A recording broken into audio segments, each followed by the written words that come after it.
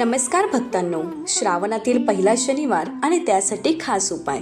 श्रावणातील पहिला शनिवार तुमच्यासाठीही विशेष फलदायी ठरावा यासाठी हा छोटासा उपाय नक्की करून पहा. शनिवारी सकाळी स्नान करून देवासमोर तिळाच्या तेलाचा दिवा लावा आणि त्यानंतर शांत मनाने ओम शैनेश्वराय नमः या मंत्राचा 11 वेळा जप करा.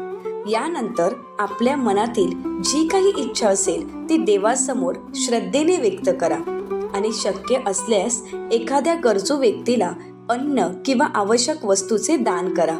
श्रद्धा, संयम आणि चांगले कर्म याची जर साथ असेल तर मनाला सकारात्मकता आणि समाधान मिळते.